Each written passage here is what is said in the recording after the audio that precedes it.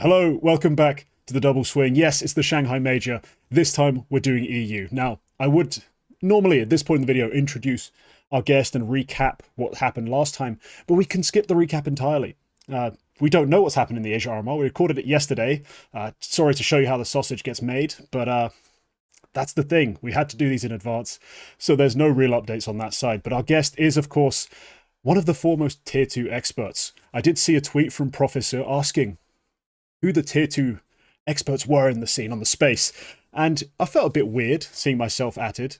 And then I finally saw Dweg at it. I was like, all right, cool, I can like that one, because there's one who actually deserves that sort of credit. Sure, I watched some demos, but I'm not the one grinding those casting hours. Dweg, we've had the Eternal J on the show. I'm glad we've got you on here. You're going to be, I think, the most knowledgeable about some of these deeper teams and how they've been playing recently. But first of all, how are you doing? Welcome to the show. Yeah, I mean, just to encapsulate my experience with Tier 2, I go to sleep and I dream about VP Prodigy and their slow defaults on T-side. So Tier 2 is just ingrained in my mind forever, and I can never not think about it in just any point of the day. Nightmare, some would call that, actually. Nightmare is how I would probably describe that. VP Prodigy were a team, though, weren't they? That was a real team right there. Just gross, ugly Counter-Strike, terrible haircuts, everything you'd want from a Tier 2 roster. Thankfully, some of them have managed to salvage something of themselves. Yeah. None of them will be at this event, I don't believe, unless I'm really off on my Russian rosters. But Dweg, you have first pick. You accepted that responsibility, that right, that burden. Who have you taken? Yeah, so I'm going to go slightly risky with my first favorite and pick Sangal. I think this is a side that, for the most part, is extremely consistent online. I know Michael and I got to see them out in Serbia playing at the Rest Regional Champions, and I think they play some pretty good overall CS. And I think Yampy or Jumpy, whatever, not the Finnish guy, is going to actually push this team a lot of the RMR. And I think Serbia was a bit of a wake-up call as well, because I don't think we saw them at their very best. We saw them basically get upset in the semis against the unpaid roster, and that was their tournament to win, or at least a grand final rematch for about the 7th time against Nemiga. So that tournament probably came in at a right time to have a bit of a wake-up call and realize that they need to up their game if they're ready for the RMRs. Now, an aspect that you need to be thinking about is the depth in the map pool. And I think with best of ones, I think that they're primed to push themselves into a kind of promotion position earlier on. There are some concerns about SAWta on the AWP, but with how well youngsters performing in some of the small anchor roles, with how good JOTA looks in some of his star positions, I actually do think this Sangal team is going to get looked over a lot and might even be able to take victories against some of the very best at this RMR in my eyes. Yeah, no, I kind of a weird curveball to throw in as your first pick, your first favorite. I know you probably would have wanted to talk about them regardless, but I have them as one of my teams to go through. You know, even if I wasn't like looking at the majors, I am like draft order and all that. I actually probably would have had them ahead in some of the matchups that they're probably going to have. I do agree the map pool is maybe a little shaky for them, and that they'll leave open dust too. And I think their big advantage is that I think there are some teams that might continuously float Vertigo, and that will only really happen in those promotion games. And I think they are one of the best teams on Vertigo. You know, people are like, "Oh my god, Astralis might be the best Vertigo team in the world," but weirdly, it actually might be Sangal. So I like the team. I think when I was on the same schedule for the players leaving Serbia, and so I actually managed to catch xFloud before he left the hotel, and he was telling me all about how like the main thing they need to focus in on is like people understanding what LAN is and like how to deal with problems and handle their emotions. Because I mean, it's a young team that haven't had many LAN outings. So I do agree from that angle of, this for them was a wake up call, like a growing, I guess some of the growing pains that they're going to experience is kind of happening at the right time before those RMRs. So they probably should have won the Res Regional tournament, if I'm being honest, just with how well they were playing and some of the weaknesses of the other teams. But I think their mental did let them down. And so, yeah, I do like this team a lot. I think they've got a lot of promise, and LNZ in like his calling responsibilities. The openers look a little shaky, but his mid-rounding is very, very solid. And he's got great pieces to help facilitate that kind of, I guess, on-the-fly decision-making. Yeah, I was not expecting, honestly, I had Sangal prepped as basically a pick. I was expecting they'd be a team I'd have to go to in my favorite selection later in the video. Having them come out first is, wow, a bit of a shock, but also fairly understandable. If you look at the top-end talent on this roster, it's GamerLegion and it's xFloud. And for me, the one who's obviously the most important, the one that's going to be the big difference maker is GamerLegion. Like, that guy playing relatively passive spots in a lot of situations, playing some anchor roles. His willingness and ability to just go create chaos and make plays has been a key part of Sangal's, honestly, win condition over the past 3 months, and they've had outstanding results because of it. I was talking to Jumpy about this on an interview for members, and he was saying that, yeah, xFloud is a player that he really honed in on in terms of getting him out of his sort of poor roles.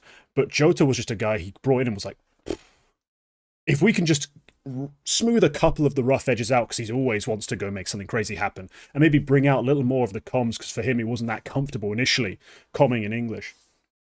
If we can just round that out, the crazy talent he has, and this flair he always throws in to just make round-winning plays, it's going to carry us far. And so far, been right. I agree that there was a bit of that worry when I saw the res result, because it did feel like a mental collapse. Like, if it was just, SAWta got out-AWP'd a lot of the time, and xFloud lost too many duels, and, GamerLegion went for a couple plays that cost us, just by itself, I'd be like, okay, a rough, close loss, but it did feel like the maps they lost were just devastating. No one was really in it mentally. So hopefully they can address that, because that's going to be a big concern at the RMR, where you're facing much bigger names. Like, if you do have to go up against, like, after a 1-0 win, someone like a Vitality, a MOUZ, keeping yourself level-headed against that caliber of opposition is going to be critical. But if they can do it, they can beat almost anyone at this event in a BO1. I'm pretty sure of that. And then the BO3s, yeah, maybe a 3-0 would be ambitious if they do have to go and do it against one of the best teams in the world. But it's not out of the realms of possibility, which is an insane compliment for this roster, given how young they are and how little we've seen them at the top level. I think the good news, sorry, Dweg, is that SAWta, even if he, this guy gets a lot of opportunities to hit shots, and he does miss quite a lot of them. But I think the good news is that Youngster at LAN looked great. Not really the piece that I'm typically looking to serve up a whole lot of impact, but in some of the more critical moments when they're in deficits, Youngster actually had some very big rounds. And that for me is very promising, that you're seeing sort of continued development of that player, even if I still have questions about SAWta and what level he can reach on the AWP. The rifling on this team is really hard to beat. I just want to quickly jump in with Sangal and say, even though most people are going to look at them as onliners, right? That's where they produce the majority of their best results. Look what they did in Pro League. I mean, to beat FaZe in their opening game, they 13-2'd them out on Anubis. And you go, okay, maybe the environment is different, because it obviously is between Pro League and an RMR, but they've shown that they can beat FaZe on LAN. They beat Heroic. They beat FlyQuest 2-0. And I mean, even that one, for me personally, I'm going to rate FlyQuest fairly highly, and I think they should still make it to the major. That's like a tier 1.5 team in Europe when they're playing here. So that's still quite a good scalp to take. And then they rematched FaZe, and then I think they took one map of Anubis 11-13, and then the rematch against Heroic, they took an 11-13 on Mirage. So it's not even in the repeat matchups they're getting blown out of the water. They're still holding weight. So looking at what they've done at Pro League actually does give me a lot of confidence to what they can do at the RMR. Yeah. It was in their rematch with Heroic. They had the 13-11, but you are right. They had very close losses to both FaZe and Heroic in the rematch. Yeah, the SAWta point is going to continually come up. I feel like that's going to be a theme at this event. And it was something that I also touched on with Jumpy, and he said, he didn't obviously say, he misses a lot of shots. Come on, he's his coach. But he did say there are times where you'd expect an AWP to maybe go for a peak or make a play that SAWta doesn't always feel comfortable making. And for me, that's the bigger concern. I've seen AWPers miss dozens of shots, but if they make a re-aggression happen in a key moment, make a big play, it can almost always be salvaged. Missing a shot and surviving is okay. Never making an aggressive play, saving your AWP, ending the game, just not having left it all out on the server, I guess, is sometimes the risk. And I feel like if he's just unlocks that inside of him, just that confidence to make an extra play, make the wrong move, but at least have tried something, they might have a little more of a dangerous weapon. But no, that is still going to be the spot we all talk about for the upgrades on Sangal. Who's possible to bring in? It'd probably be an AWPA, unfortunately to say, for Sammy. Yuumi, I have second pick, don't I? We talked about this. Yes, and I've yes, forgotten yes. already. You are second pick. All right, second pick. Now, obviously, all the big favorites are on the board. And so I'm going to take one. I'm going to take Vitality. As much as there's always that sort of uncertainty going into these events where you're like, oh, the BO1s, the unknown teams, the teams you might have looked over in your prep. I always believe in something, and that's just raw dog firepower. And Vitality have it. There's no doubt about it. They have it in spades. flamez is one of the most underrated players currently in the scene. His ability to make explosive kills and multi-kills happen is almost unparalleled. Only pretty much Donk surpassing him. And on the T side, he is Vitality's go-to weapon. Be like, even above ZywOo. Now, ZywOo's come off the AWP a lot on the T side. In CS2, he's coming back to it slowly, so he's becoming more and more of a threat in my eyes. But they're still very flamez heavy, and it works. It doesn't really matter that they're relying on a younger rifler to do it. He's been outstanding. Spinks has also had a couple good events, I think, in a row now. So I'm leaning very heavily in Vitality's favor coming into this major. I had them in my tier list that I made a couple weeks ago. I had them on par with Navi in terms of favorites for the next couple events. Obviously, Blast World Final looked horrific for that tier list, given how Navi performed. But Vitality, with a stand-in, made a top 4. Here, I think they're primed and ready to go win a major. So I have them pretty much cruising through this section. They've got Mezzy back. They're in full force. Vitality, let's go. Where do we go with this one? I mean, I will say there is always 1 to 2 massive teams that get knocked out of the RMR. Is that going to be Vitality? Nah, it shouldn't do. I mean, something's got to go extremely wrong for them not to make it. I think it's a safe pick. I could see them actually being quite comfortable. They could be a 3-0, 3-1 team. I mean, I don't cast Vitality and I don't watch them all that often, but what I will know is in this environment against the disparity of level of teams, there is no way that they are not making the major from this RMR. Yeah. Also, now they actually have their whole roster. Like, they actually had to change some of their roles and the way that they were using Jax. They had him as like an extremities player that was like entering on T sides a fair amount, which is kind of how you'd want to use Jax, I guess, if you're gonna have him on the team. But we're back to the status quo, and this team's floor is very, very good. I have my concerns. You know, we always look at GamerLegion as kind of being like a very good prepared upset team in that first round. If there is going to be something that goes wrong, it's probably in that opening round.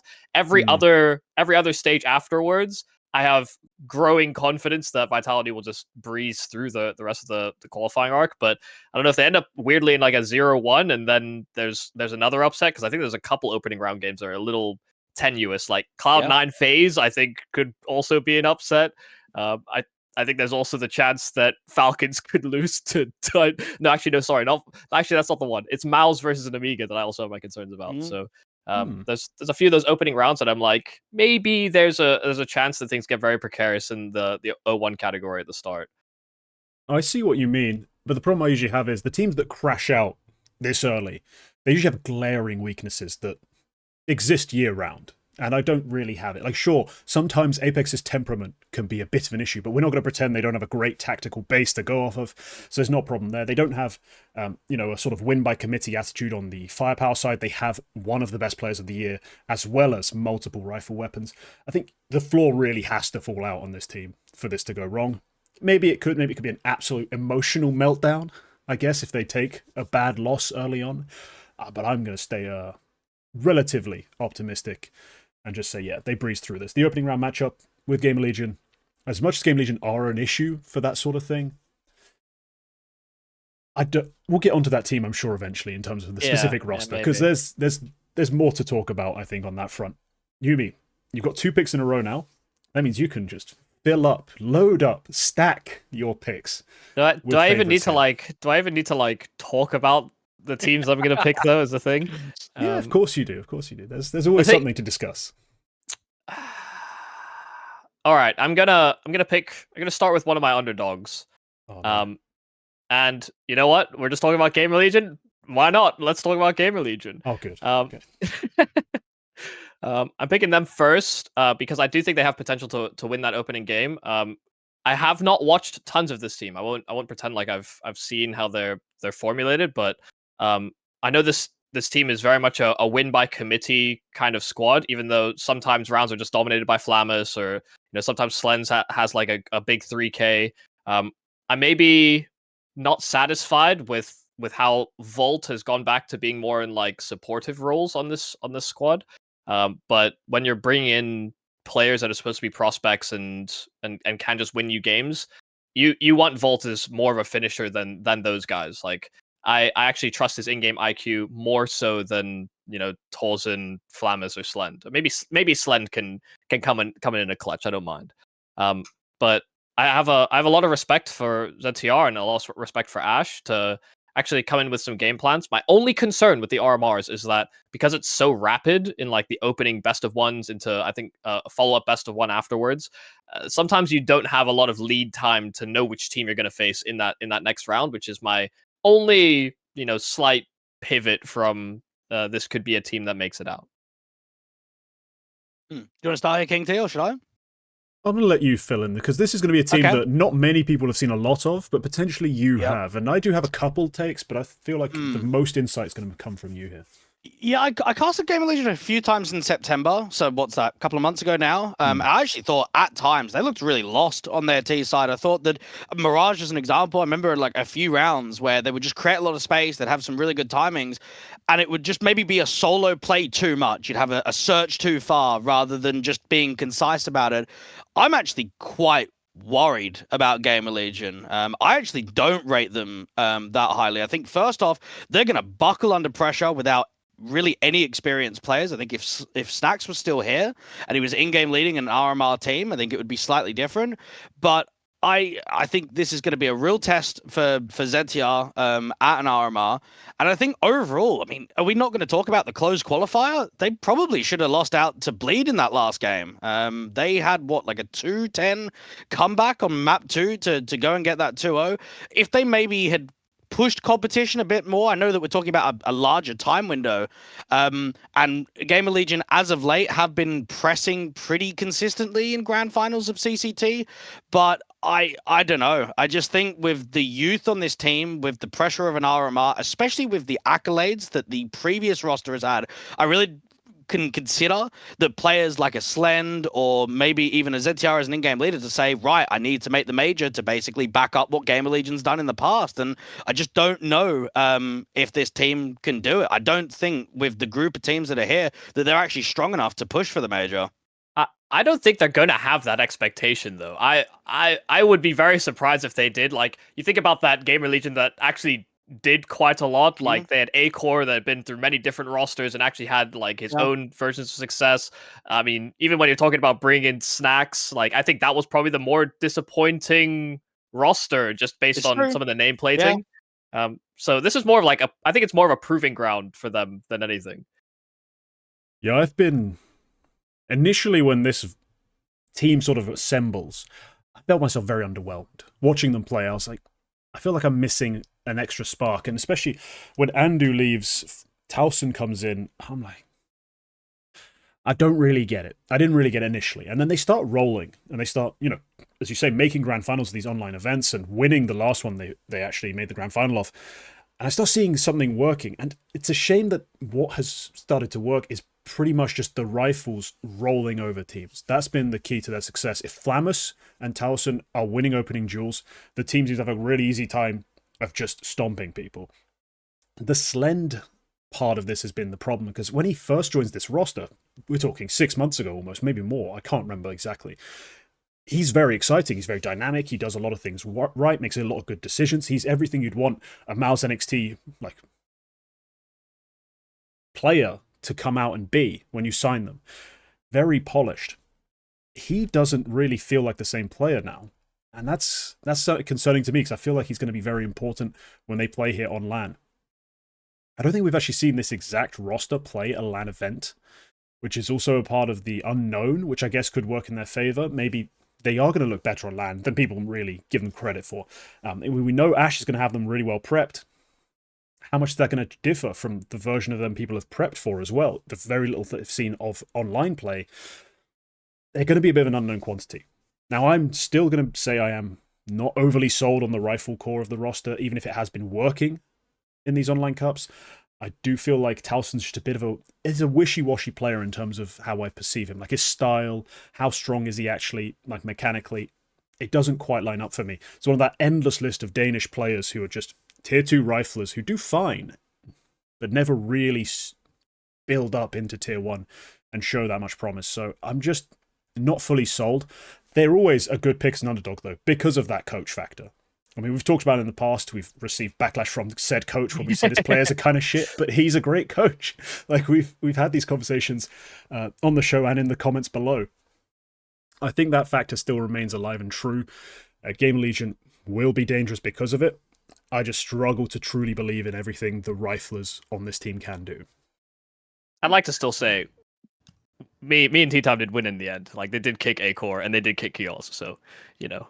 Yeah, they got there eventually, you know, but maybe we were just, we had that talk. It was more about the players hearing that they're bad before they play the game, and that's obviously going to affect them. So, you know, I can't knock that too much. But I guess I have another pick, and well, no surprise, I picked them for World Finals, and they bombed out. But I will pick them here confidently. I'm going Navi. I don't see a single matchup that they're going to have in this opening round that they should have a problem with. Like, based on the way I think the games are going to go, they have Fnatic, BetBoom, and maybe FaZe. And I think they beat all those three teams pretty handily. I don't have as much confidence in a Fnatic to perform to that level or caliber, even if I don't think Navi are going to be super prepped or like super anti-strat, or target weaknesses like they do against some of the top teams that they play. So I think the RMRs is just going to be about like establishing their floor, and maybe they lose the 3-0 qualifying game, but aside from that, it's I think they're pretty much a lock. I don't think there's any surprise by this pick at all. Is this where I use the 10-second segment to say, yeah, they're going through, and then that's about it? I mean, come on, there's not even much of a conversation here, really. No, there's not that much to discuss. I mean, we can obviously briefly address their World Final exit, although that was, it felt so just predicted. Like, we just felt like something was going to happen the moment Blade comes out the interview. I mean, sure, the first horseman, I guess, of this apocalypse was Yuumi picking them with great confidence on the double swing. But then Blade comes out and it's like, oh, you know, winning would be too much confidence. I'm like, what kind of interview? Like, what kind of Zontix wannabe statement is that? Like, what are you talking about? So it just felt a bit, when it finally happened, you're like, yeah, okay. I'm not sure if, like, some people pointed at saving strats or other such nonsense. Maybe they just overlooked this event, like one too many on the calendar. Because let's be real, the majority of us, even if they win Blast World Final, would still be like, yeah, but win the major, then we can talk era, then we can talk all-time great team, all this other stuff. It does feel like the community, myself included, just kind of overlooked Blast World Final for them as an important event for them. And they basically played it with that mentality too. So no, here, the firepower, they've got it all. The strat book, the tactical decision-making in mid-round, everything seems lined up for them to just absolutely whitewash this event. I will say they are one of the few top teams who have maybe got the potential to fall apart, because they are so heavily scouted by everyone. I'm not just talking about the teams they have to play. I'm talking, I watch tier 3 demos and see Navi util sets on Mirage. Like, this is the most reviewed team in the scene right now. So perhaps someone's found some anti-strats. Perhaps in the opening matchup with Fnatic, certain players pop off and theirs don't. Maybe there's something that happens, but no, Navi, like Vitality in this case, should really be a lock, should be waltzing their way through to the main stage in Shanghai. I believe that brings us to my pick again. Yes. Right. I could just walk into another favorite pick that's just so free, so generous, so easy.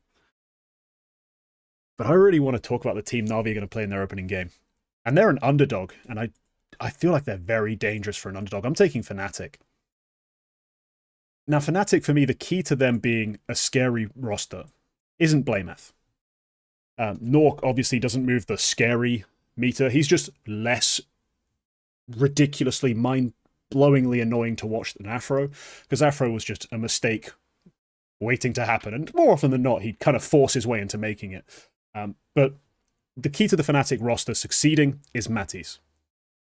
This guy, not only is he out-damaging Blameth in actual gun rounds, he also, by metrics developed by myself and another very nerdy Frenchman, is one of the most explosive fraggers in the scene just generally. This man can make anything happen. Put multiple people on his screen, it doesn't matter, he's going to kill everyone. If Fnatic find the right ways to set him up for his opening fights, those big duels, those brawls he loves to get himself involved in gun rounds, which is where he does the majority of his damage, they are a real threat to beat almost everyone. There are teams who can go head-to-head with Matisse, obviously, but that is going to be their key. If they lock in on that, they can upset a NAVI and a BO1. You get them to the right maps. I mean, Fnatic are a sort of a weird map-playing team. Like, they love an Ancient, for example. These are maps you can maybe squeeze out a win on if you're a specialist on them, and they are. So I like Fnatic going into this event. Am I putting a lot of faith on one player who I think is a slight statistical anomaly? Yes. But I'm going to talk about him with every opportunity I have. Every breath I take recently has been thinking about Matisse and his AK-47. Yeah. My girlfriend, don't look too much into that. But Matisse has been outstanding, and I think Fnatic have a real chance. It's not... It feels almost silly to me, cheating, that they're an underdog pick here. I don't know. I was not impressed by them at Res at all. You don't. That's fine. I know why I'm picking them. I prefer them over SAW, Falcons, because it's a one-man team. Not Sangal, but Nemiga as well. I prefer them to Nemiga. So all three of those I consider to be lesser favourites than Fnatic, who are an underdog. Yeah, I just don't believe that. I actually just don't believe that, because I do agree Matt is very explosive, can just win you games. Like he will open getting 2 kills and Blame F will kill all 3 other players, and that's why, you know, sometimes the stats will be like, oh my god, Blame, so he's the best. He's the most impactful player on this team. But I think without Mattis, this team has like no options. I don't see Blame F winning rounds for this team consistently. I don't see Nork doing it either. I just don't think there's enough supportive cast on this Fnatic roster to think, what, we're putting it all on the shoulders of the least experienced player on the roster. Like I can't envision Fnatic making it through the RMR like that. I mean, I made the entire case for them without talking Blame F, without even needing to really harp on about how he's a legit tier 1 star fragger. Even if he does farm ecos a little aggressively, he is still a real tier 1 veteran, really, who can frag out with the best of them. I didn't even need to talk about it, because my case relies solely on one little just nutcase of an entry fragger who can do so much. Yeah, I mean, if we're going to point it on one player, then what about Body as an in-game leader? I mean, what has he actually accomplished? I would say titles and at least qualifications have really struggled, especially on international projects such as Falcons and then coming over here to Fnatic. I think this is his last chance. If he's not able to get Fnatic over the line, he's gone, in my eyes, for next year. They have to rebuild around a new in-game leader.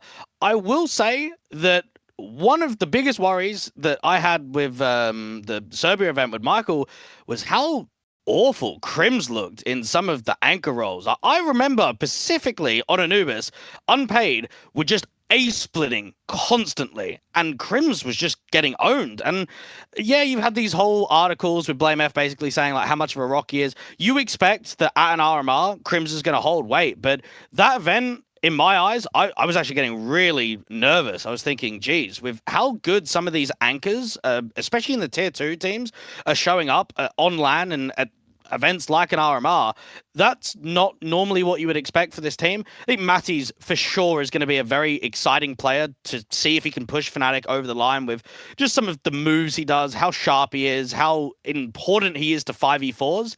But I don't know. I always feel with Fnatic, my expectations are higher than what the results actually are on LAN. We saw that at Pro League, we saw it at the Rest LAN, and I'm looking at the RMR, and I really do not think they've got what it takes to push. I do not think that they're going to make it to the major. I don't know about you, but seeing the player cams for that Reslan where Crims looked fucking pissed. Like Yeah. I have very rarely seen Crims so animated and so angry about them losing games. Even when like you had the fall of Fnatic before with Crims and the deterioration of those projects, he looked very invested and very dissatisfied, and in a way that I've never seen him before. So that to me was already like a major concern. Like, is he's supposed to be your rock, like your emotional or like veteran kind of leadership figure inside of the roster, and he is just angry? If I can levy that same criticism to Apex in the in-game leader role, if Crims is supposed to be that stoic anchor type support player, he also needs to maintain his, I guess, emotional control for me to be confident that they can bounce back when they're in deficits or bounce back after losses. And seeing him so angry was just like a major whiplash for me. I'm like, who is this guy? I don't even feel like I know him at all anymore. Yeah, I entirely see where you're coming from, but this is one of those delusional, like almost religious type picks for me. I've had these in the past. Have they ever worked? I'm not going to check the numbers, but probably not. But that's what faith is for. It's not about reason or logic. It's just about believing in one man. Matisse is my savior. Dweg, you've now had back-to-back picks. You've actually been left with a fair few favorites, but also basically your pick of the underdogs beyond the couple that are taken off the board. So I wonder where you're going to go with this. A lot of options. Well, I'm going to use the check the numbers and go with check the team. And this is Sinners. Now, I actually rate Sinners quite highly. Now, first off, a little bit of a story tangent, but if you remember back to Antwerp RMR, we're talking 2 years ago, there was a best three between Sinners and B&E. Last map decider, I think Sinners were up 14-10, ended up choking, and then the whole story goes that B&E qualified to their first major. They then follow on the next couple of years, and Sinners basically just die after that tournament. It completely destroyed the roster. There was a lot of changes from that point onwards. And I think sometimes you need to hit the lowest of lows before you can actually bounce back. And I think that's what Sinners have done this year. I remember back to 2021, this was a top-end Tier 2 team that was striving with the same core of Shock, B-Stick, and Oscar. Obviously, they had Neofrag before he went to OG. But this was a team that was striving for titles, top 30s, LAN opportunities, and then sort of dipped off a little bit, tried to get FaZe in, but didn't quite work. Had like some AJATs in there as well, brought in some younger players. But now utilizing some newer faces and actually getting things working. Oscar's form at the RMR closed qualifier, everyone's going to say, oh, I hope that he can keep that level of form. Well, that's just insane. That's not going to happen. But he's an extremely experienced AWPer that I actually think could play at a tier 1 level if he wanted to leave this Sinners roster. I would say B-Stick and Shock have been a core 2 duo from basically the start of 2020, basically to the same degree as Cyril and Max on Endpoint. You've got Shock, who I've actually been bigging up a lot recently. This is a anchor on the CT side, plays some really difficult roles like B site on Dust 2. A on Ancient, you can be a bit more involved, especially with mid takes, but A on Anubis, and I swear he's always good for a clutch in a late round when rotating into another bomb site. He's really good for either multi-fragging kills on his own bomb site or at least getting 1.5. And just with how strong the anchor position is with the AWPer of Oscar and then a fairly consistent rifle pack between B-Stick, Morisco, and Mikey, I actually think this team can have a decent crack of making the major. Yeah, I'm not that big a believer in the Morisco Mikey part of this. My eyes, they are just middling tier 2 riflers, and that's okay. They are very regional. They're very locked into that sort of those teams, those players. I just don't really believe in them, and their run to get here is one of the most Deus Ex Machina type interventions, just from on above, as Oscar just ripped everyone to shreds. That was one of the most dominant AWP performances we've seen in the last year. That was insane. And he needs to replicate it, in my eyes, to the same extent for me to believe in them to get out of this. Because I actually agree with you on Shock. I've really liked Shock back in when the team was Neofrag, Oscar, that initial run. Shock was for me, the third best player, a guy who provided a lot of value, but overall the team just never quite got over the edge because he was the third best player. When he's one of those players, we often talk about, like, if he's your fourth best, oh my god, you guys are scary. And I feel like in this team, he has to do too much. He has to be too present for me to believe in them against higher level opposition. And also, even against some of these lower tier matchups, I don't really have the faith in Marisco and Mikey, just based on my eye test. I know Oscar's going to be a Don, but can he be a god again? We're asking a lot. And he's been around for quite a while. Putting that entire team on his back, his knees might just blow out. Like, that's not really a feat I see him achieving again. Yeah, I was going to say, you're saying he might be ready for Tier 1 Counter-Strike, but at the ripe old age of 33, I don't know if... Oh, no, he's ready. He's ready, mate. Send him back. Send him back up. I don't know if anybody will want him. Be like, we've maybe got like a year before he might want to retire. Yeah, I think my concern is the same as T's, is that Oscar, I think, shielded the Sinners from a lot of the weaknesses they have, in that aside from Shock, I don't have tons of expectations for the rest of this team. Weirdly, I'd actually have more faith that B-Stick can have like a big impact round for the Sinners in this RMR run than Majki and Marisco. But I've watched only like 4 or 5 games of this team. You know, I've not been like total ear to the ground, always watching their development. But I see so many moments where like players are swinging before util, and you know their smokes are not missing, but they're like not rehearsed well enough, especially with CS2 smokes, where if you're gonna have a specific lineup, you should know exactly how it's going to bloom, and exactly like the space around those smokes. I see them get caught out by weird plays like that quite consistently, and I just don't think this team has enough depth for me to be excited about them. Like that RMR run was, I do agree, it's just insane. So I can't imagine they'll replicate that here, unless Oscar decides to be that guy again.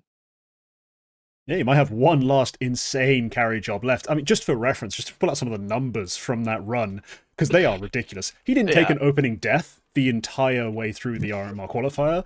He had a 30% multi-kill rate the entire way through. That's 4 maps they played, and that he maintained that for all 4 maps. Absurd. Like, even when you watch Donk farming like mid to low tier opposition at Pro League, he doesn't reach these heights. So yes, it is near impossible. And I mean, could we split hairs, say maybe a 1.9 would be like a 1.85 rating? Maybe that's enough to will this team over the line. Maybe bring that multi-kill rate down 2% and he's still up there. But god damn, would that be godly? I will say also, look at what we would say are the weaker tier 2 teams in this RMR, and tell me how many of them have got decent LAN officials under their belt this year.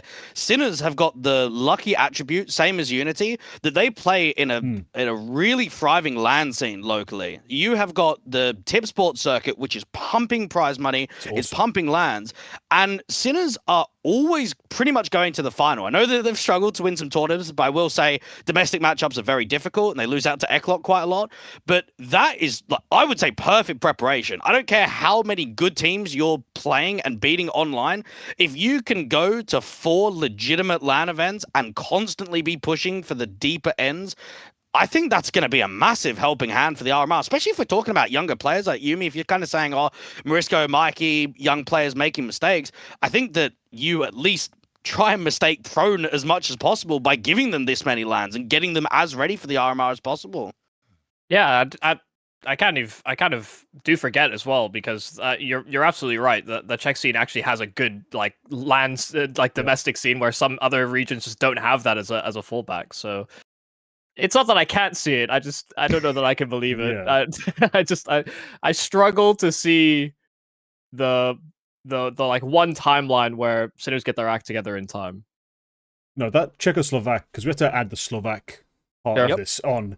LAN scene is actually really cool. It's basically how I discovered Mattis whilst he was coming through on Sampi. He'd go to these LANs and put up ridiculous numbers versus, you know, the lower teams, but also he'd put up great performances just to get Sampi in with a chance of beating a team like Sinners, of beating the old Dynamo Eclot rosters. So no, these are really awesome LANs, and you're right. It does give them something to lean on in terms of experience for Sinners. Will it be enough? We don't believe. Maybe you do. You've got another pick, another chance to make us believers. Who are you taking this time? Do I go risky again? No, I mean, I probably want to back FaZe in this one. I think, again, a lot of people will look at their timeline and say really successful from the beginning of CS2. It's been shaky, and it's been fairly rough as of late. But I'm looking at FaZe thinking, okay, who are they going to lose to at this RMR? Maybe a NAVI, maybe a Vitality, maybe a MOUZ. That's it for me. I legitimately do not see them losing to a SAW, a Sangal, an Nemiga, a Fnatic, and then just basically everyone else after that. I think FaZe is really safe. Now, the major, a bit of a difficult, or a bit of a separate discussion, I would say, and it maybe depends on how they perform at this RMR. But yeah, there is surely no way anyone can believe that FaZe is going to struggle at this RMR at all. Everyone was bigging up the Cloud9 roster when they came in, and they have them in the first round, man. I don't know. Yeah, but that's an easy game. I mean, yeah. You actually think Cloud9 have upset potential there, Yubi? Nah. Come on. There's a lot of talk of gods, and there's one on Cloud9 who can at any given moment be the best player on the server. So that's the one thing I'd give Cloud9. But obviously, no, let's stick on FaZe for now. Yeah, I don't know. I mean, again, I don't watch a huge amount of FaZe, mainly because I don't cast them. But I just think it's extremely safe with this level. I actually think they'll pretty comfortably beat Cloud9 in that opening game. I'm not worried about that 1-0 start for them. And I'm just not worried about any of the other teams. They might get the hiccups, as in similar to maybe the result against Sangal in their opening game of Pro League, where, okay, you have a competitive map, you maybe lose one here, but you're not going to lose 3. I mean, it's just not going to happen for FaZe. Yeah, I just think I think this team just needs change, and I guess because of the expectations we had coming into this year, with like them making so many of the grand finals towards the end of last year into the start of this year, what Katowice finals, or what World finals at the end of the year, and then Katowice, and then Copenhagen Major, and then they win Chengdu, and it's kind of like after that, oh, we're just not even talking about them in like being a championship caliber team anymore, or we try and posture that way, and then it just always ends up being a disappointment. Yeah, I mean, I do agree they shouldn't bomb out on this RMR, but also given the inconsistencies, I mean, FaZe are also one of those teams that like to start slow coming into tournaments like this. And I think that's always my worry when I see them in RMRs, is that they will have that slow start against a team that they probably should beat 99% of the time, or 95% of the time, for being more realistic. And then it's always like, oh my god, FaZe get upset in the first day, and it's like, yeah, but they're still going to make it through like 3-1, 3-2. So that's, I think they actually could lose that opening round to Cloud9, but I think every other game that they'd have after that, they will beat those teams. I'm actually just quickly thinking, when was the last time FaZe didn't make a major? Like, in my eyes, I'm just being reminded of Krakow with the one with Keo and Alu, and they struggled there. I'm pretty sure they got knocked out 0-3 at the minor. I don't even know. Was it minor? No, it wouldn't have been playing the minor at that point. We had the old legend system back then, which allowed them to just basically be at the opening stage of the major. Oh, it was the offline qualifier, was it then? I don't remember what it was, but I remember I don't know, maybe I'm getting confused myself here, but I'm actually just kind of thinking about when FaZe last didn't make a major. And if we're struggling to even think about what that event was, there's no way you can tell me they're going to get knocked out here. No, I do believe they're making it through. The difference is, for me, they're a team, if I'm one of the other lower rated ones coming into this looking for an upset in the BO1 stage, I feel like FaZe might be a team I have a chance against, because I don't look at that team and think, who's just going to come in and farm me? Who's going to be an assertive, just outskilling me type of rifler, type of AWPer? It doesn't feel like there is one on FaZe, because it's meant to be Frozen in my mind, who's just going to be like, oh, I don't care about you, I'm going to come and stomp you. But he has a tendency to be, in the very typical FaZe fashion, a little slow waking up, a little passive at times, not that, doesn't have that energy to really go out and dominate. So maybe in the BO1s, there's some upsets that can happen. Potentially, if they get the wrong BO3, if they get to 2-1, maybe the wrong BO3 matchup might also cause them some issues. But they should make it through eventually. There's no way they lose enough games to go home. They're just a team I'm always going to be worried about if I'm watching them. If I pick them, if I bet on them, I'm always going to be like, it's going to be 13-11 again, isn't it? Please, FaZe. Just hold the line. But I think it is important for us to note, like, they themselves have clocked that they are in a bit of disarray. Like Carrigan's talked about like throwing out the strat book and playing a bit more on the fly, and trying to diversify their play style. I think part of that will be, and I always love ragging on Rops, but this guy actually does make good individual plays and like can make some good individual aggressive plays, but he just doesn't do that as much on this FaZe roster anymore. That's why I was so excited about them coming into this year. I was like, oh my god, if this is the Rops we see, then when they add Frozen, then you can have still like a little bit of passive push and pull with both of them, maybe even leveraging the fact that it's like a different nameplate making those types of plays, and it changes the opponent's read. And then it just does, none of that ever happens. It never comes to light. And Rops are aggressive, Frozen's passive, and I agree. There's just a lack of like killer instinct on this team when they have so many players that you put them in like a 2v3 or a 3v3, they all have killer instinct. It's just when they start rounds, they lack it. Yeah, for a team who should be this statistically heavily favored, there's way too much for us to bring up, to just casually walk past them. Like we did with Vitality, like we did with NAVI. We're like, yeah, it's kind of hard to make a case in any direction because we just feel so sure about it. Yeah, FaZe, you're going to be just like gritting your teeth watching them like, please, just one more round, just make it happen. It's going to be tight, it's going to be close. But in the end, they should make it. That's fair enough. Right, I think we're back to me again. I've got another pick to make. And I've got a favourite spot to fill. And because they're still here, I'm going to take MOUZ Sports. I feel very confident in MOUZ Sports being one of those teams who can make it through here. Now, I'm not going to pretend that I'm unbothered. This isn't Vitality. This isn't a team where I have to just go pick them, win, try saying anything against it, because they do have their vulnerable moments. They are still a very young team, and they have had blips on the radar. But I think they're one of those teams that can basically accidentally make it through the RMRs. They are so stacked with so many talented players. They can outcall a lot of these lower tier rosters, assuming they're not too heavily out-prepped.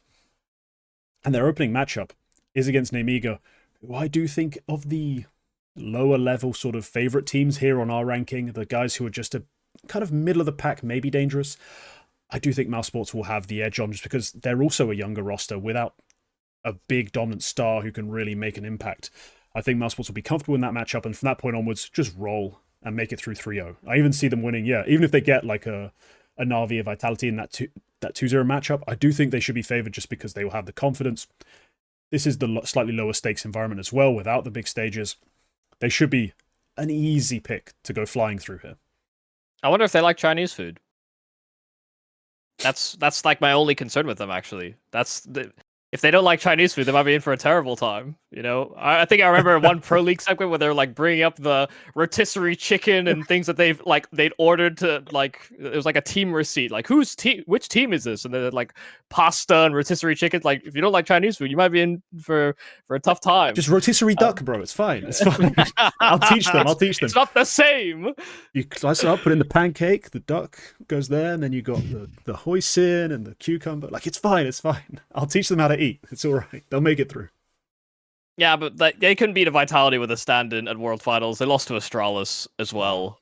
And both of those weren't great. I guess we can give Navi a pass for an event like that, even though, by the way, guys, $500,000 tournament for first place. But we can apparently give people passes for that.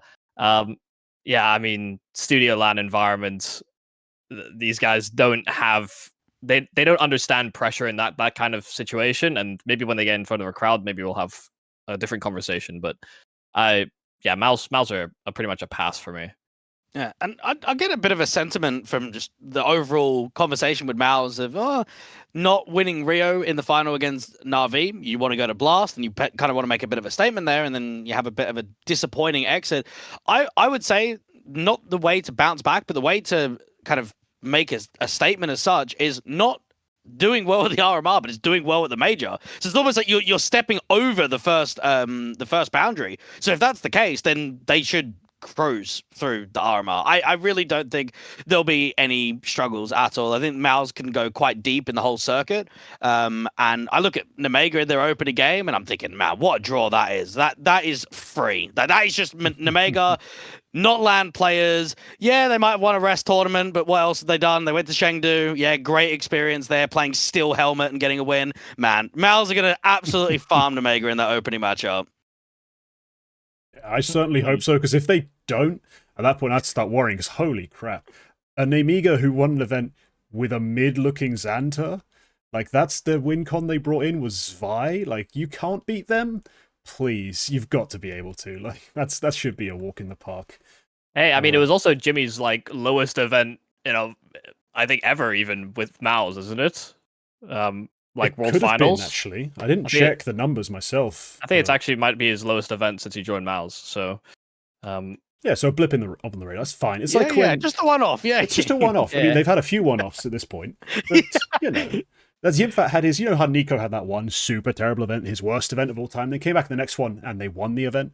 Yeah, this is it. MOUZ Sports, same sort of bounce back. Jimmy will be amazing, and they'll sweep this group. It's just like Nico for real. Yeah, they're basically the same. Can't tell them apart. Yeah, well, Falcons apparently can, and I'm not picking them. I ain't touching them. That would have been so beautiful as a transition. Well, you've ragged on the fact that, Nemiga, what the weak XANTA, I mean, I'm going to pick them as my favorite because I refuse to pick SAW. I refuse to pick the Falcons. And so this is what I'm left with. And I don't even think they should be considered a favorite, really. But they're a very exciting tier 2 team. I like them mainly because they're, like, on their T sides, their style is just so, like, it reminds me a lot of 9Z, and that it's a lot of sort of penduluming and a lot of like late mid rounding. And I think, for me, Lear as an in-game leader is weirdly like very good at finding good timings and picking the right sites. He'll like slide himself in the center of the map and be like, rotate off of me as a pivot point, and then you'll just win the round for them sometimes. I do think, XANTA going a little quiet on LAN for Rez was maybe slightly concerning, but this is a team that is like mad hustling, like online officials. They've won a lot of the cups to qualify to that Res LAN. They are a consistent threat in tier 2 online Counter-Strike. And I just think like even the emergence of Dweg as like a high impact player, as much as I am negative about Khan, between Dweg and Risky and Lear, like if that's your core, and then you have XANTA that can sometimes just be so explosive, I think you've got so many different win conditions from like just like even a map defaulting point of view on this roster. So they're very exciting to me. I actually think they could beat a MOUZ because I don't think they play conventionally to like any other team in the circuit right now. Which is why when we went into that Res tournament, I was thinking every team that is going to face them are going to have a hard time beating them very convincingly. And, a lot of the teams actually just failed to beat them outright. So that ended up being the story of the tournament. Yeah, I just get the vibe they're going to feel extremely uncomfortable at an RMR, almost out of place. Like, you're going from basically Chengdu, where, again, you're not beating anyone decently. You go into Res, you're playing in a hotel, and now you're at an RMR with Navi, Vitality, MOUZ, FaZe. It's like, shit. But they've already been to China. They've been to China once. I do rate this Nemiga team quite highly. I think they're really consistent in tier 2. I actually think XANTA might be the best pistol round player there is in tier 2. I don't know what it is, but anytime I see Nemiga in pistol rounds, I'm like, right, I'm just watching XANTA. I'm just waiting to see what he does. And he's insane. I would say Risky Bob is really good at like the shit weapon, half-buy, anti-eco rounds, really good on an MP9, really good on a Deagle to kind of force an awkward fight, make those rounds more expensive in ones that are just basically trying to disrupt economy. The Khan one, I know we've spoken about quite a bit with the lack of AWPing and him looking better on an M4 at times. I mean, even Dweg, I thought Dweg played really well in Serbia, but this is also, what, a 16, 17-year-old kid who's now going up against some really good teams with Lear basically saying, yeah, Dweg, can you replicate that performance again against MOUZ? I just think pressure is going to cook them the most, because even I look at this team, first off, it's a fairly new rebuild. The previous Nemiga, this could be completely outrageous, by the way, but I actually think that the previous iterations of Nemiga would do better at this RMR than this team would. They had experienced players, like you have Jo, you have Ida Spallins, you have Lollipop 21K. We all know those guys. We know XANTA, Lear, Risky from online. We don't know them on LAN. So I just think the pressure in the individual moves and the fact of the teams that they're up against, I think it's just going to fry this team, and it's going to make them feel very uncomfortable at the RMR. Yeah, so I mean, it's the most important point in their careers, probably, right? So easily. Yeah, I do see it from that angle. And Dweg wasn't in in the roster for Chengdu, so he's actually not been to China before. So that's that's maybe a concern. I think the only weakness I have for this team is their, some teams they'll default into like a mid-round execute. Nemiga cannot do that for the life of them. Every time they do it, everyone looks so uncomfortable. No one's aiming at like even like normal spots. Their ability to turn from flashes or get caught by team flashes is, very low to very high. I see some players just fly in blind off a team flash, and it looks so messy. But fast executes, good slow mid rounding into just like contact plays. That team's bread and butter, which is why they're hard to defeat. But yeah, I think if there is going to be someone that shits the bed, it probably will be Joy. Like, he has the most justification for it, almost certainly. Yeah, he has the excuse, basically. But for me, like, you've basically said what you've put into better words what I was thinking in my head when I typically watch like Nemiga, like this successful run. I felt like I don't have like a clear entry pecking order that makes sense when I actually go for the proper round, like the proper take of map control and to execute. I feel like something's not right. That's probably what it is, that they're just not very good at doing those executes. They're not well drilled. They don't understand their roles properly in that sense. But when it comes to doing little ratty shit at the extremities of the map with like Zway, like, I'm just going to poke my head around here, bang, and you're like, oh, well, that was sick. That they can be very, very performant. So, yeah, I did say I think MOUZ going to blow them away. They are a team that online has always impressed me, and that Xanto has been a talent. But that was the guy I was kind of leaning on in my head, is like, this is the guy I build my image of this team off of. How well he plays, how well they can set him up. And the fact that they don't have another guy in that sense that clearly makes sense, like an AWPer they go to, an entry player they go to. The fact that it has to be done kind of like this weird pendulum around the IGL of people making little extremity plays, I feel like it could get them into deep water here, and I don't really see them making their way out of this event, honestly, in total. Like I said it before, I thought Fnatic were a better team in terms of their odds, and that's kind of where I'm at with them. They just don't quite have that built-up spearhead that I love to see on a team, where it's like, these are the guys going in, these are the guys going to smash the doors through. Sure, we like it, the odd occasional extremity lurk, but I don't like building so much of a game plan off of it.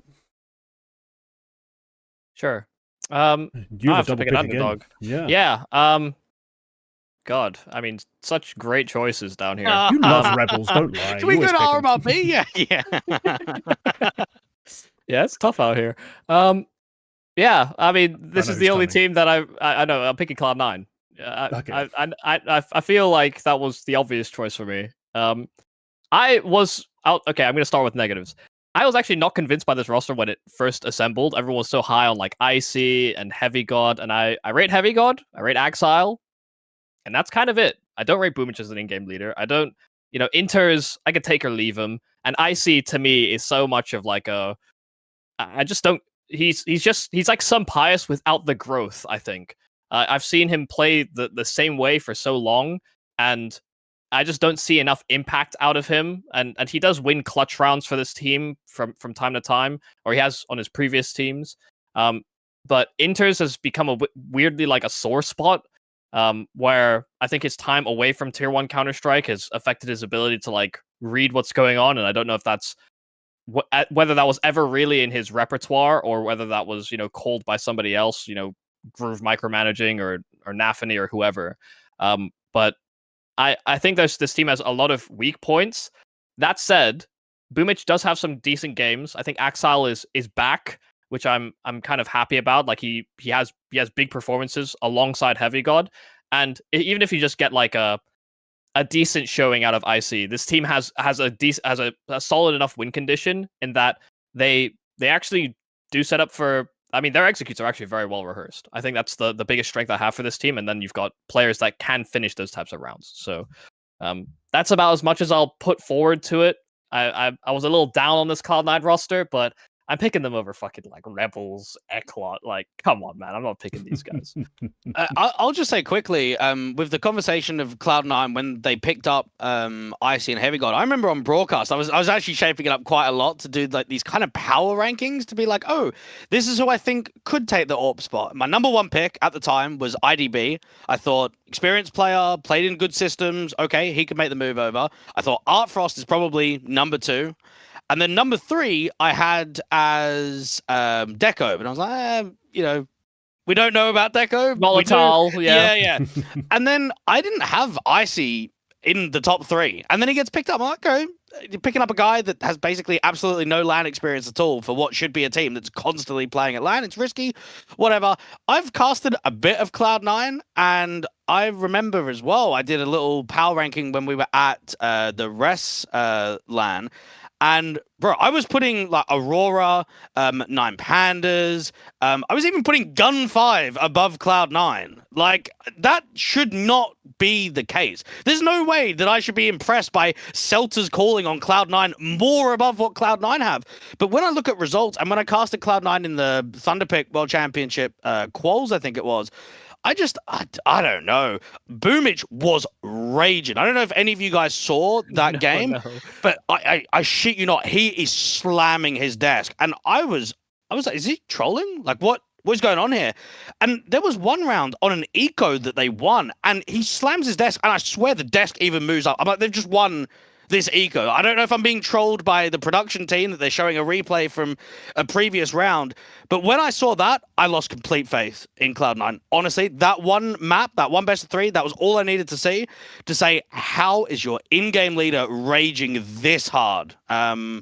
Yeah, I do not have a lot of faith in Cloud9, and I actually think the chances of some of the other underdog teams are better, not by a long stretch, but they are better. Yeah, I didn't see that event specifically, but what's most haunting about what you're saying is the fact that they won every series they played at the qualifier. Like, they straight won it. Like, they lost some maps, but they just won every game. So if that's the reaction during the brief blips they had, then wow. His brain is like the Hulk, you know? It's so long as he's angry, he's strong.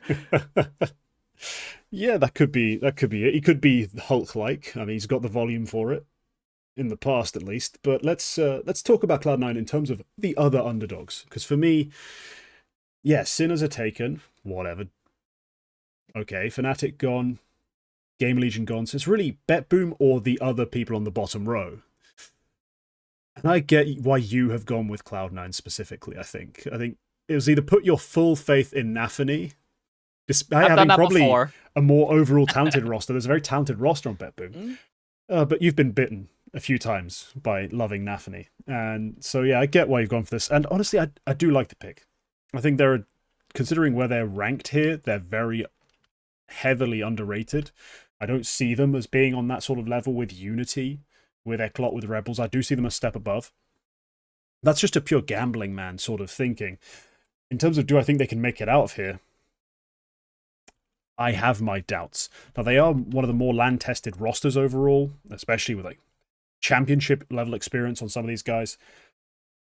But outside of Heavy God, very little has impressed me with consistency on this roster. Like, sure, they'll have moments like runs like Thunderpick where Axel's contributing, doing his part. And there's other series and series and series where Axel's just missing. He's not closing rounds. He's not doing all the mid-round plays that brought him so much acclaim earlier in his career. There are parts of this team that just don't really work for me. And I'm not sure if it's BetBoom's calling style, Boomich's calling style that's just not really vibing. But for me, it's a Heavy God or bust. And he can do it. We've seen him drag OG back when he was on that roster from the depths into relevancy in some of the games they were playing. I mean, shout out to Regali for occasionally showing up on a CT side on that roster. But for the most part, it was the Heavy God show. It feels rather similar here. And he's great. Honestly, he might be wasting a good chunk of his career playing here.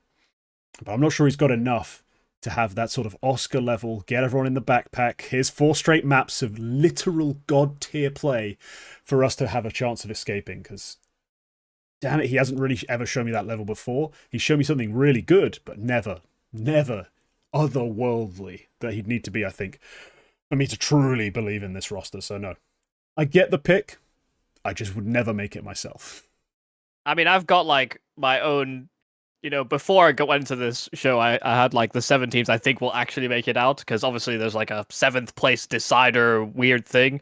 Yeah. And I think I had like Nemiga and SAWta at the end of it, which is, that's how I think those teams are going to position. But it's basically every team we've already picked is in that list. Right. So it was a difficult choice no matter what.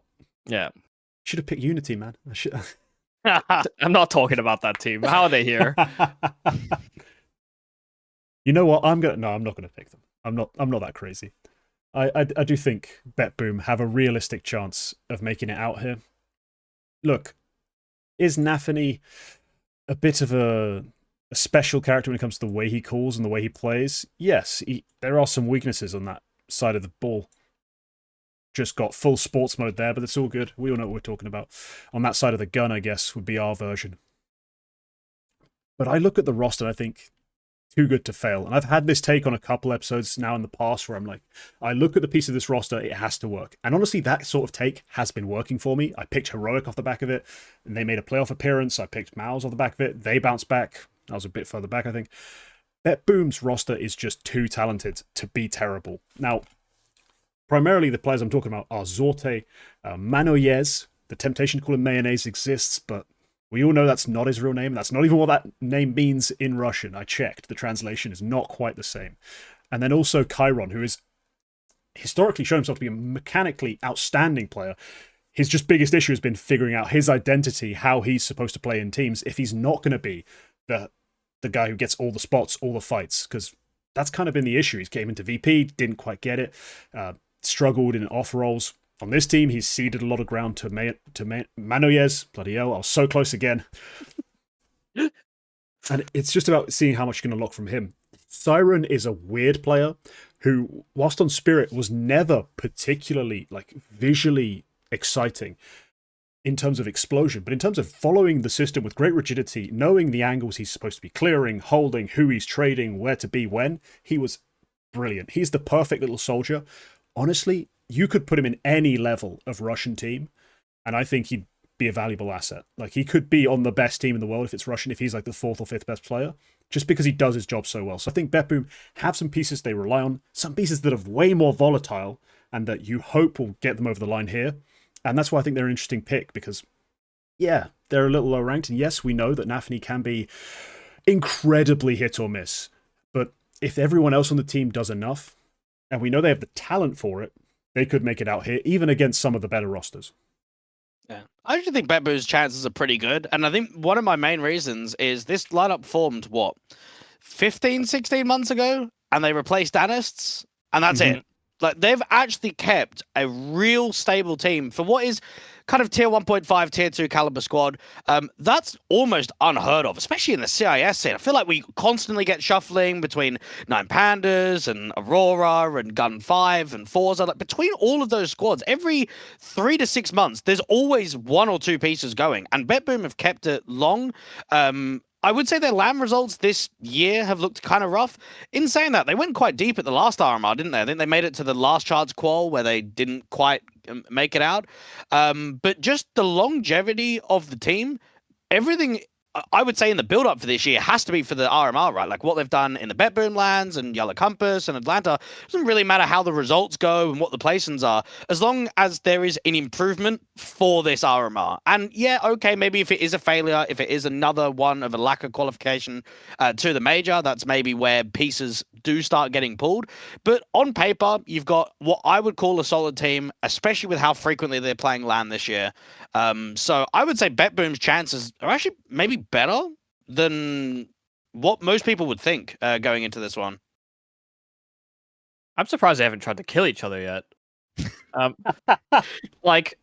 think they have so many, between NAVI, Chiron, Magno, I actually think they have, enough abrasion in this team that my actual main concern is SAWta, because I think I see this guy, check out of games. The way that he's playing suddenly becomes a little bit more sluggish, and he's just, going through the motions.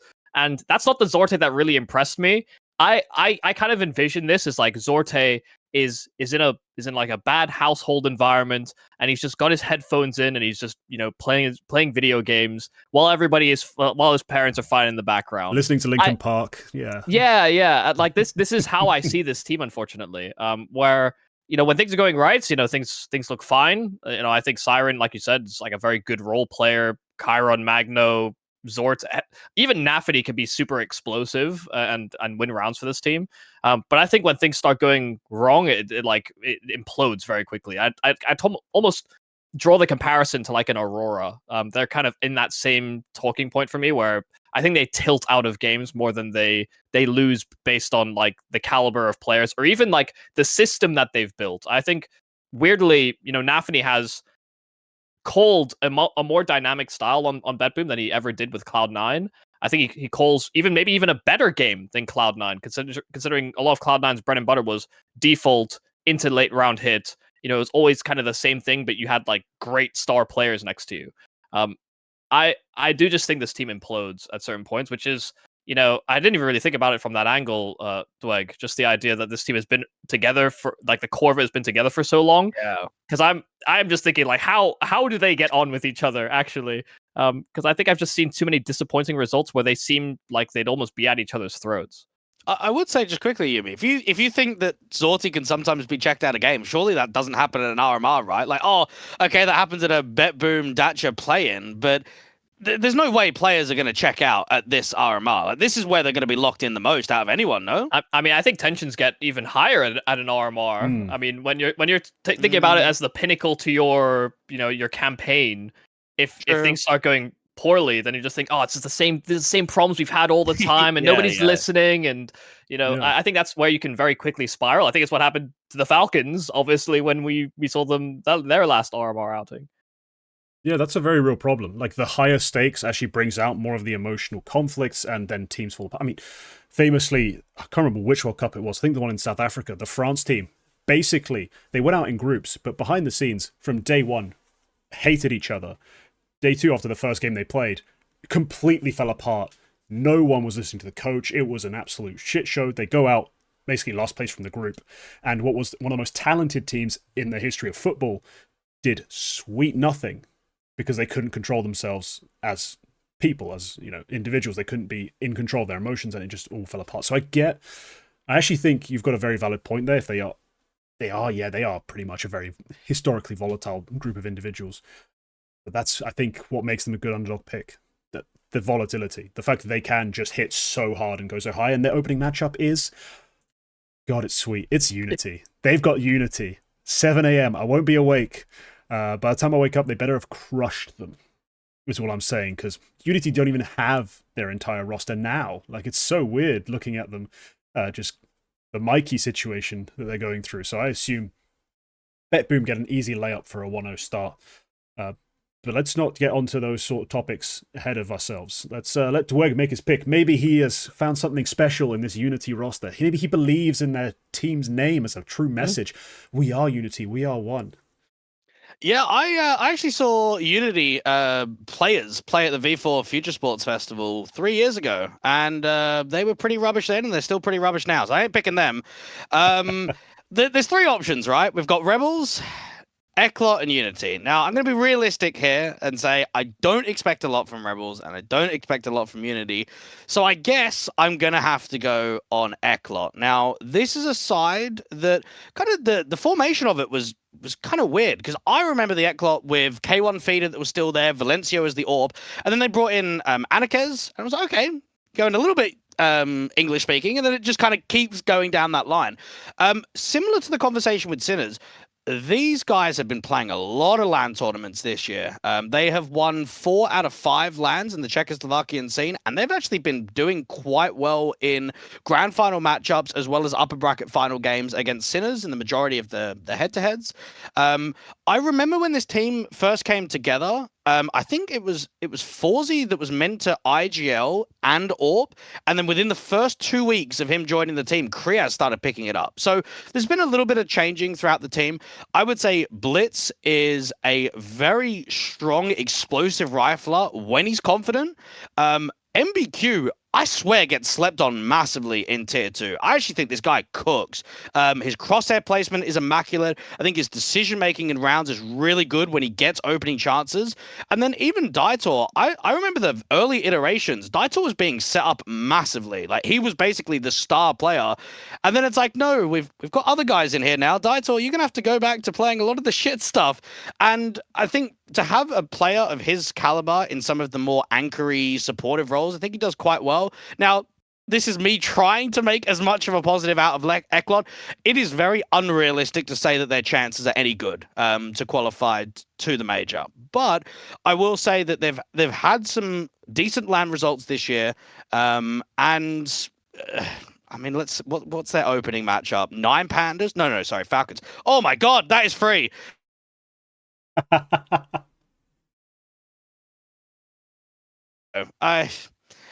I think online they are very inconsistent, but they're also a team that can be quite threatening when they've got their act together. And I think I've spoken to Kriaz in interviews as well on broadcast, and he sort of said, it's been quite difficult to motivate the team.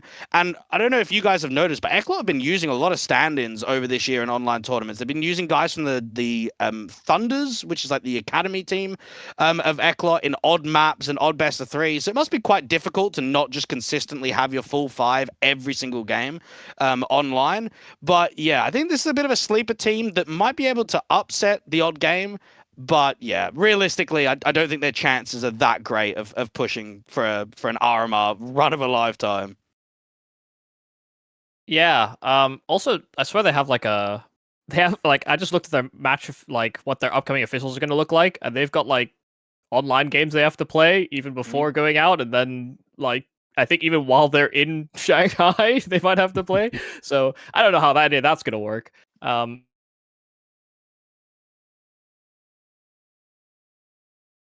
Games, and they look okay. I think there's nothing that's ever really leapt out at me, and I think I'm with you that, like, you know, for me, Detour was kind of the guy I always looked to on that roster to just be like consistent. And I know he had a drop in form at the start of this year, if I remember.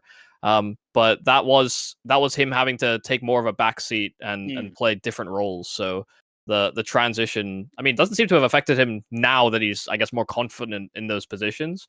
But I haven't really seen this roster impress me from a point of view where I think like someone is ready to jump out from Eclot into something new, or, you know, could upgrade a team for example.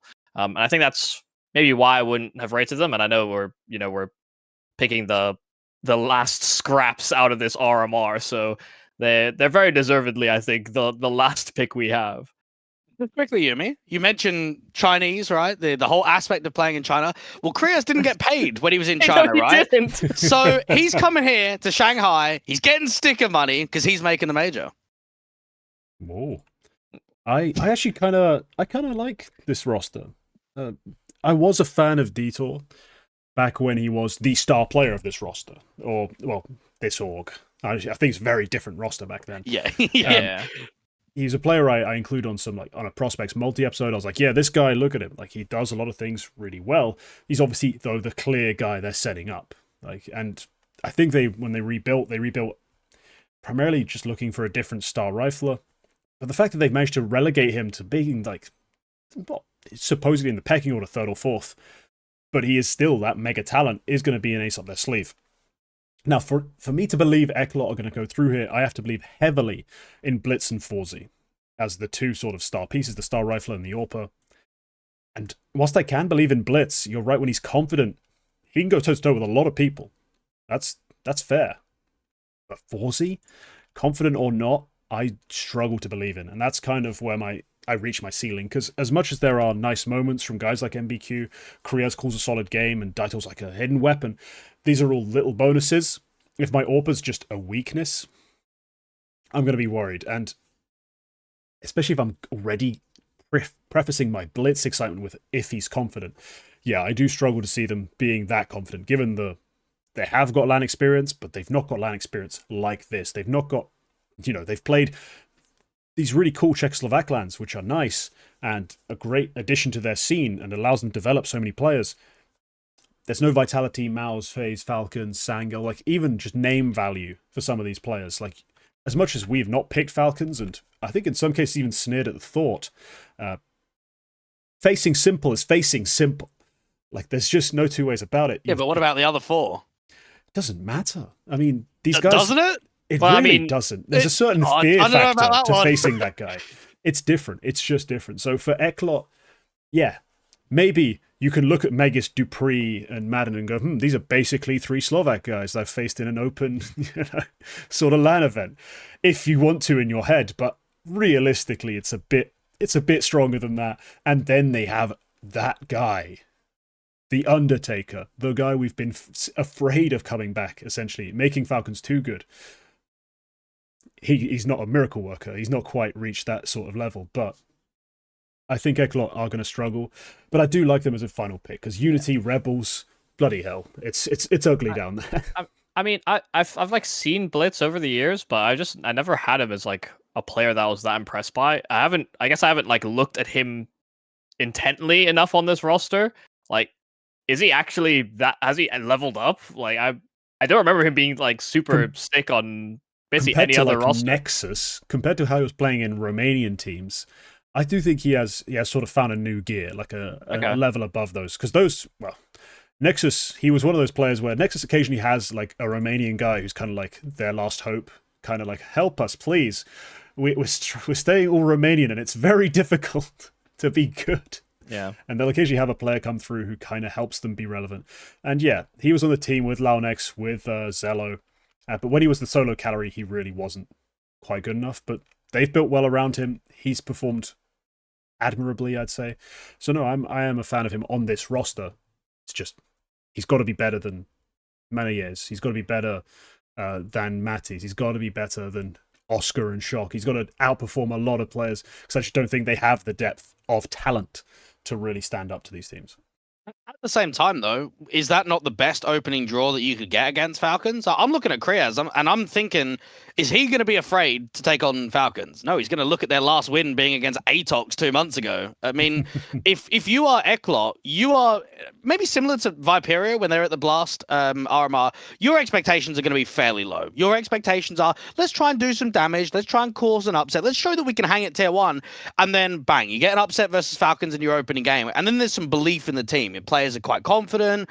Again, the chances aren't fantastic, but I mean, even Fawzy, I remember speaking to Beastick about a couple of months ago, and he was just talking about how good Fawzy was as an AWPer, but when Oscar's coming back, Oscar's coming back. Like, there's no two ways of looking about it. He's played in the system previously. He's a more experienced AWPer.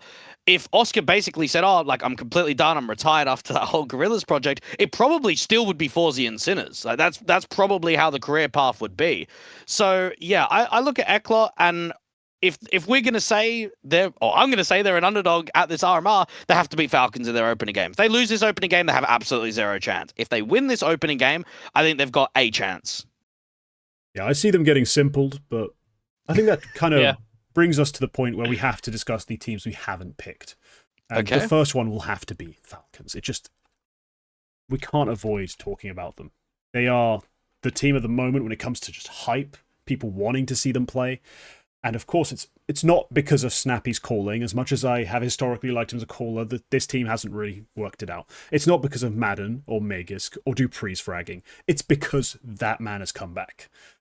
And so we essentially have to sit here and decide, do we believe that between Simple being kind of a legit fragger in his first few outings, a few empty calories if you do the demo review, but at least he's winning heads-up duels quite frequently, do we believe the team has had enough time to work through the issues, build a system, or at least adapt what they have around him to make them a competent team here and deserving of the title of favourite that their ranking currently gives them? Do we believe they're motivated? I mean, if rumors are to be believed, this roster is going to get blitzed after the major. Yeah. Like, I think that's my biggest concern with it, is that if it is to pass, that Nico is going to make that move, and it's been, like, I think all but confirmed. Then what? Nico, Simple, people are losing slots on the roster. They are going to gut this roster. They're maybe going to keep Magisk and Zonic and Dupree maybe, but Madden's probably losing his spot. Snappy's spot is not safe. I think there's a lot to do with like, I mean, Falcons have been a disappointment the whole year. Why would they start now? Yeah. I mean, I'm just gonna put it out there. We were in Serbia, and our travel day back was the 20th. Okay, you and me. Yeah. And 21st, I'm casting Thunderpit World Championship, and I'm casting the. I don't think I'm casting the opening game, but we were asked for the You're like predictions. in tandem, right? Yeah. So I'm doing the game after. So, but anyway, we got asked. Basically, they're doing this like whole spreadsheet with the predictions of all the talent. I'm like, right, I'm just going to quickly like put in some quick thoughts before I even look at any of the numbers, before I come back and do any of my prep. It's like Falcons 3D Max in the opening game. Well, 3D Max. And then I look at everyone else picking Falcons. I'm like, really?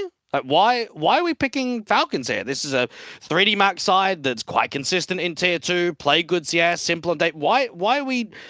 I think we're judging this team on what the players should be rather than what they are now and what the team is now.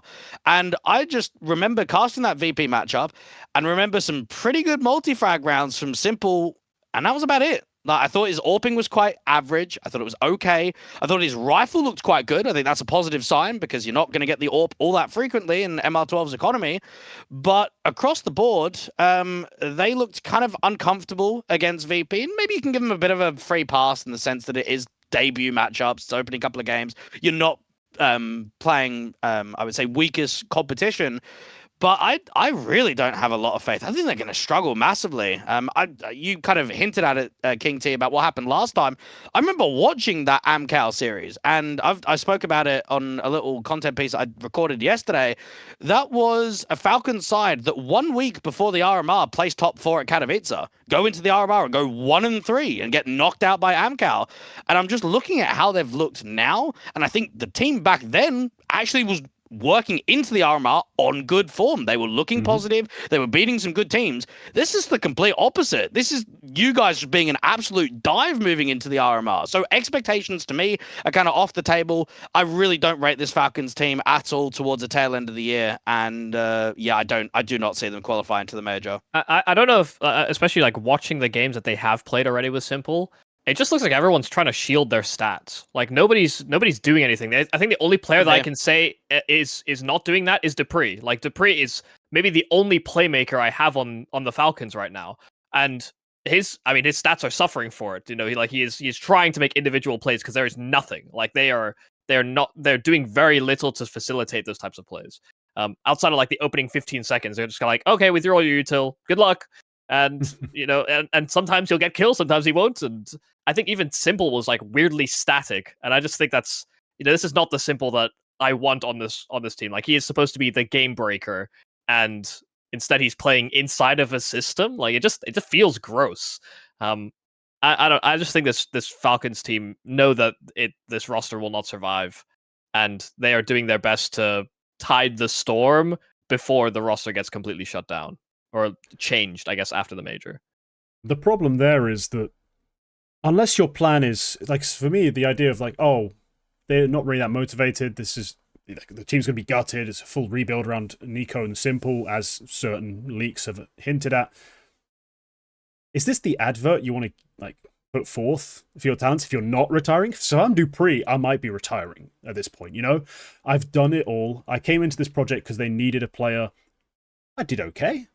I got probably a decent salary, but if they want to cut me, sure, I'll sit on the bench, ride it out, and retire on a bit of a nest egg. Like, I can see that, but if this is your final ride on a project built with major winners, and what comes out of it is mostly shite, and you looked your best with Boros as your best player, essentially, as your star rifle, back in Katowice, this year. Yeah. That's the last time you looked good, was with that problem on your team. As talented as he is, I can't deny that he has been a bit of a problem behind the scenes for rosters. I think that's going to leave a bad taste in a lot of people's mouths. So if you're snappy and you want to go rebuild again, like, a lot of people are going to have some difficulty putting that faith in him. And as much as I think he still should get that sort of respect, and he definitely can pick up the right pieces and use them correctly and build a great system, this has been an indictment for everyone involved, pretty much. I think, aside from dupreeh, who didn't really have much to lose at that point, everyone else kind of looks awful coming out. I think it's too late to change the advertising. Like I think the people already have a bad taste in their mouth. Yeah. Like, if they go out here and they make, say, the second stage of the major, they even make it past the opening stage, I think at that point you can start saying, well, give him 1 star who actually played like it, and again he made a good run because he made a Katowice. He had a star who played like a star. Sure, he then changed his mouse and fucked everything up, but at that point he got results. So maybe there is some credence still left. Let it also be known, he came over with his core. Like, I mean, he came over with Madden and Sampaias, and this is the only time that Snappy has ever had to work in a team that he hasn't had direct pick on who he's picking up. He was brought in with the team so they can make use of the ranking points, be like, oh, we took Ence's ranking, and we're the Falcons, we're a new squad, blah, blah, blah. And, it's still headed by Zonic.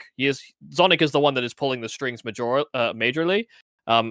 And Snappy has not proven that he can handle the egos of star players or players that actually have a rapport. He did his best work building players up to work how he knows how the game would work. And now it's, a clashing of systems between him and Zonic, and, can I get the positions for all these star players? Can I actually facilitate them? It's been a struggle from the start. I think this is a massive indictment on Snappy as an in-game leader when he's airdropped into teams. I think he can still build rosters. I think he can still get there, but he's also, does he have the time to do that again after the Falcons project? I don't know. Yeah, and that's why I just say, just as a last hurrah, maybe you do actually try this event to finally end it on something worth talking about, something worth promoting, something you can actually sell yourself on to other people. Like, that's why I still think they're going to try. I don't think it's fully abandoned ship, let Simple play 1v5s to just try and get the highlights. Because that was some of these matches actually look like. When you watch Simple's POV, it was like, sit around, it's like, oh, it's 1v4? All right, I'll pick up a teammate's AK, headshot. Oh, I didn't quite win it. But I got a sick triple, you got to admit. That's going to look good in the highlight reel. That's going to sell some seats. And, that kind of approach was a bit frustrating to see. Yeah. And hopefully they do come in with a little more game plan, a little more just balls, just all the way through the lineup. Just the will to win needs to return, I think, for them to have a single chance. But Simple does make it viable, I think. I do think that makes it viable. We didn't pick SAW. So I thought we'd wrap up the show with SAW, because no offense, Rebels and Unity. Oh, come on. Yeah, we're not going to mention. I'm not talking about them. We've offhandedly dismissed you over and over again. Rebels, have a Katowice type run, which you had a year or two back. That was actually proper legit. It was, yeah. Yeah, do that again, and next time we won't be so quick to dismiss you, I guess. We'll look silly, but for now, let's just talk about the SAW lineup, now starring Agile, instead of Arozdosh, which is a shame because Arozdosh is such a great name, and I loved saying it. But I think it's a downgrade. I don't see them as the same threat. That's why I think picking them as a favourite felt a bit silly. They're massively overrated in that sense. I'd like to hear your thoughts, Dweg. What's your take on, especially this new player? Is he that good? Can he live up to the Arozdosh sort of level? Yeah, well, I'll probably put it on the record. I haven't actually seen any of SAW since they've made the change. I will say that I cast him on For the Win and this Rhino team just beforehand. Doesn't excite me massively, but probably the best pickup that you can get when a player wants to be benched and you have to try and bring in someone that you're familiar with. You're bringing in someone that creates that old core from For the Win roster that basically qualified to Pro League. So I think the move itself makes sense on why they've picked him up. I actually wonder what the ego from SAW is going to look like going into the RMR. After how well they did at Cologne and how they've just won Katowice, I kind of wonder, do they kind of go into the RMR thinking they're top shit? Do they come in here and think that they're going to beat the majority of teams and get humbled quite quickly? I don't know. I mean, even Golden, like, should we not talk about the fact that Golden went... Because I remember working at an event with Golden a couple of years ago when he was like doing some broadcast talent. I was talking to him at the time. He's like, yeah, I want to keep playing, but I'm playing on Finest, and then I got dropped and I'm not playing. Then he goes over to being a coach, and then he goes back to playing. And now he goes back to coaching again. I just get the vibe that he just isn't deciding on, or maybe he isn't concluding on what he actually wants to do. Is it wanting to keep playing? Is it wanting to... And when you move around that much, that give me a huge amount of faith to be leading a squad like this. I mean, even the Berry one was a bit of a surprise with the whole language barrier aspect, but I guess what sort of coaches can you get locally that are going to help a team like SAWta? You probably do need a bit of international spice. But let's even take Golden as example. Who did he play for last? Eyeballers. I mean, that's not even a threat in Tier 2. We're talking about a low-end Tier 2 squad team that really has not achieved anything in its career span. So am I backing him to be on top of new meta and creating opportunities for Muteris to work on his playstyle? Absolutely not with the previous teams that he's been a part of. So with this change so frequently, I think a lot of people were caught off guard by it, and I certainly was.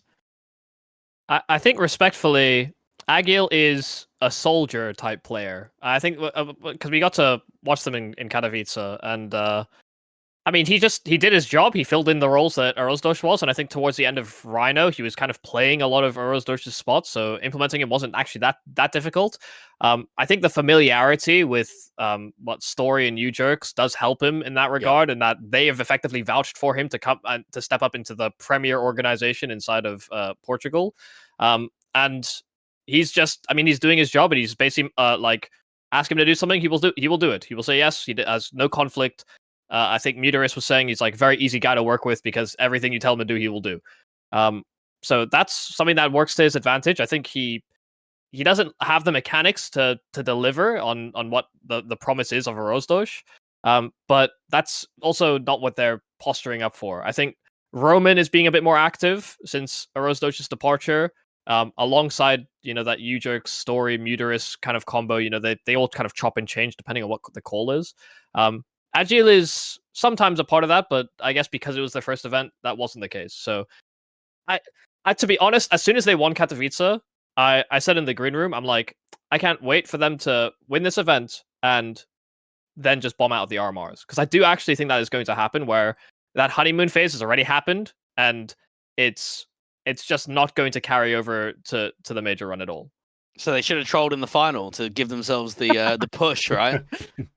Just like NAVI, they don't want to gain too much confidence. Yeah. How abhorrent that would be. God.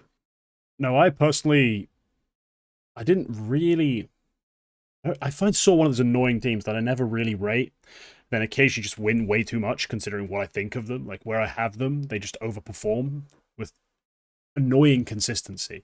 And because when I actually watch them play, I don't really like what I see. Like, from individual POVs, I don't really rate some of their players at all.